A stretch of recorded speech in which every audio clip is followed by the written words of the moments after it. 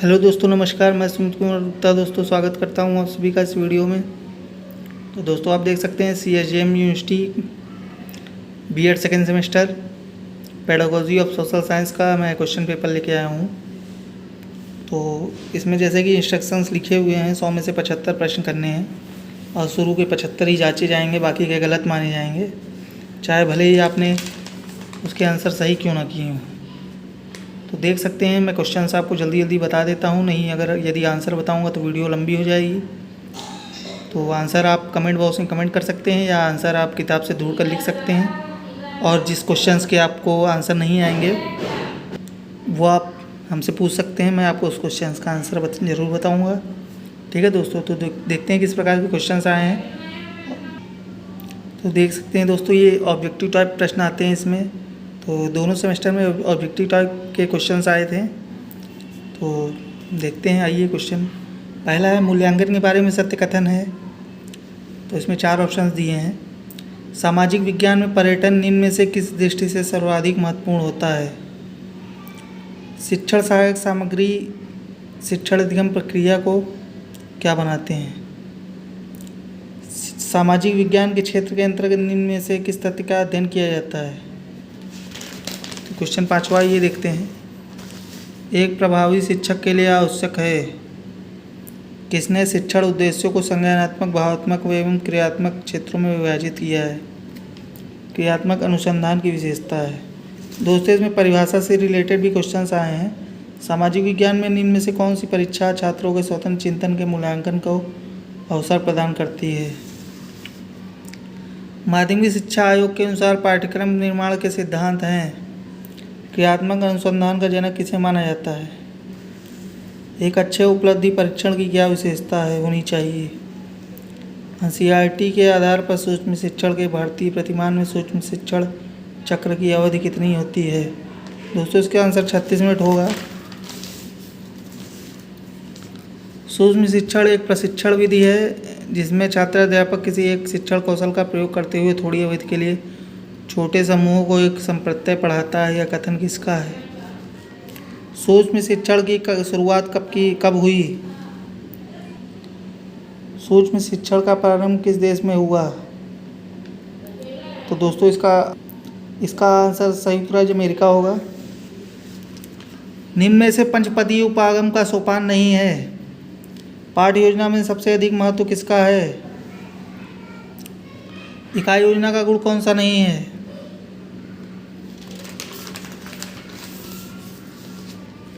सामाजिक विज्ञान के शिक्षक को बल देना चाहिए।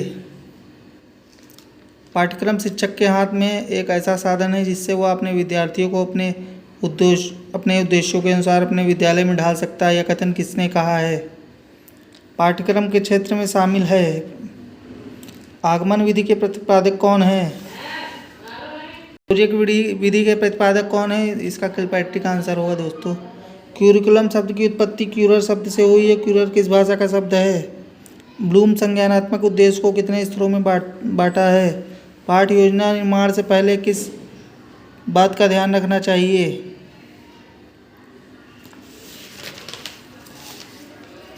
RCM से आशय क्षेत्रीय शिक्षा महाविद्यालय मद्रास, क्षेत्रीय शिक्षा केंद्र मिजोरम, क्षेत्रीय शिक्षा महाविद्यालय मैसूर, क्षेत्रीय शिक्षा महाविद्यालय मेघालय। पंचपदीय उपागम किससे संबंधित है? छात्रों में सामाजिक विज्ञान के प्रति रुचि पैदा करने के लिए शिक्षक को चाहिए। पाषाण युग विषय पर पाठ्य योजना बनाते समय आपका पहला कदम क्या होगा? शैक्षणिक उद्देश्यों को व्यवहारगत परिवर्तन की दृष्टि से ब्लूम्स व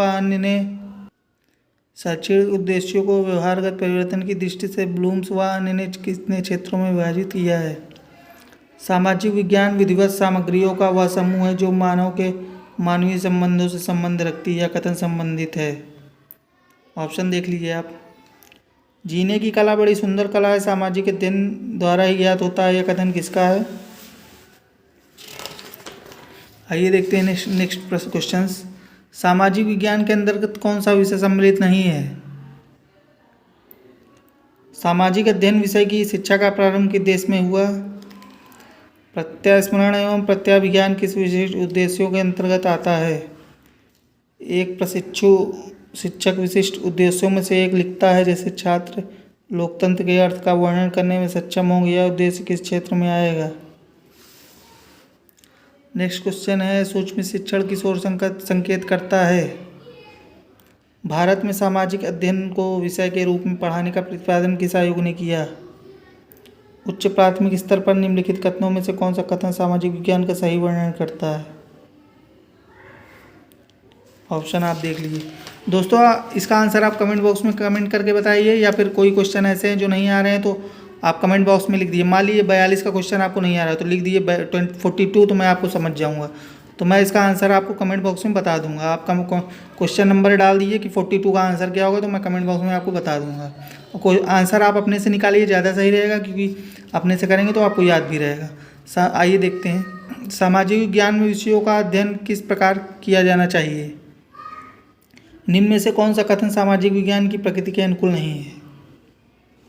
माध्यमिक स्तर पर सामाजिक विज्ञान शिक्षण के उद्देश्य हैं।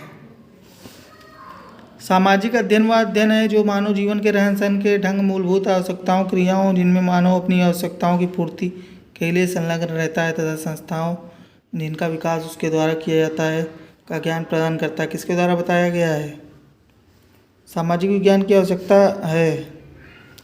किस सन में सामाजिक अध्ययन विषय को मान्यता प्रदान की गई? आइए नेक्स्ट क्वेश्चन देखते हैं।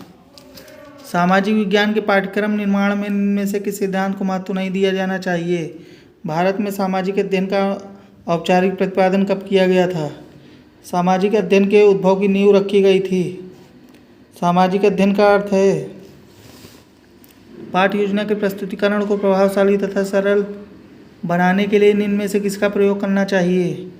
निम्न में से एक अच्छे पाठ्य पुस्तक की विशेषताएं कौन सी हैं? टेप रिकॉर्डर किस प्रकार की शिक्षण सहायक सामग्री है? निम्न में से मूल्यांकन के उपकरण कौन है?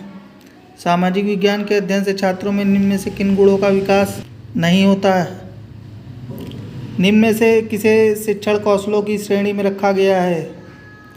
एक प्रशिक्षु शिक्षक इस प्रकार एक अनुदेशात्मक उद्देश्य लिखता है। विद्यार्थी इतिहास को परिभाषित कर पाएंगे, यह उद्देश्य किस क्षेत्र में आता है? उपचारात्मक शिक्षण निम्नलिखित में से किससे संबंधित है? MOOC से आशय है। अधिगम की कठिनाइयों एवं कमियों का मापन करने के लिए कौन सा परीक्षण उपयुक्त है? आइए देखते हैं नेक्स्ट क्वेश्चन, ये 60 नंबर का। एक परीक्षण जो व्यक्ति की किसी एक या अधिक क्षेत्रों में उसकी विशेषताओं और कमियों को व्यक्त करने के लिए बनाया जाता है।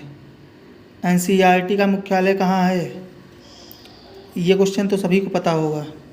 यदि छात्र पढ़ाई में ध्यान केंद्रित नहीं करता है, ज्ञान बोध के पश्चात कौन सा उद्देश्य आता है?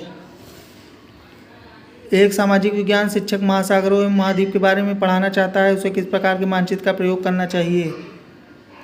एक अखबार अभी हाल ही में अफगानिस्तान में आए भूकंप से पीड़ित लोगों के साक्षात्कार की रिपोर्ट प्रकाशित करता है। रिपोर्ट किस प्रकार का स्रोत है? निम्न में से किसको प्राथमिक स्रोत की श्रेणी में नहीं रखा जा सकता? OER से आशय है।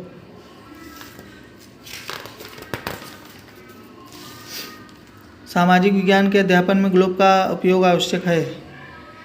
एक प्रशिक्षु शिक्षक इस प्रकार एक अनुदेशात्मक उद्देश्य लिखता है। विद्यार्थी लोकतंत्र का अर्थ समझाने योग्य हो पाएंगे, यह उद्देश्य किस क्षेत्र में आता है?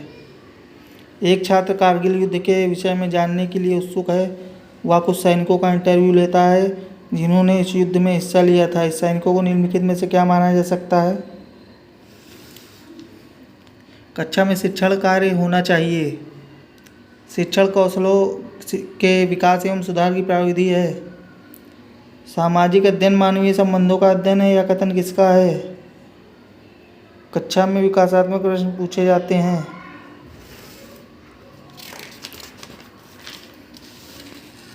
बोध प्रश्न पूछना अधिक उपयोगी होगा। पाठ्य योजना में प्रस्तावना प्रश्न पूछे जाते हैं। शिक्षण प्रक्रिया में मूल्यांकन आवश्यक है। निबंधात्मक प्रश्नों का प्रमुख गुण है सही कथन विधि से बालकों में विकास होता है। वह शैक्षिक योजना जिसके अंतर्गत संपूर्ण वर्ष में चलने वाली प्रक्रिया का उल्लेख होता है। निम्न में से कौन सा पाठ्यक्रम का प्रकार नहीं होता? सामाजिक विज्ञान के पाठ्यक्रम निर्माण का आधार है। सामाजिक अध्ययन विषय सामाजिक विज्ञान विषय से किस निम्न प्रकार भिन्न है? सामाजिक विज्ञान शिक्षण में शिक्षण सहायक सामग्री का प्रयोग राष्ट्रीय स्तर पर विद्यालय शिक्षण के पाठ्यक्रम को तैयार करता है। सामाजिक विज्ञान में कौन सा टीएलएम प्रयुक्त नहीं होता? समाचार पत्र कैसे शिक्षण सहायक सामग्री है?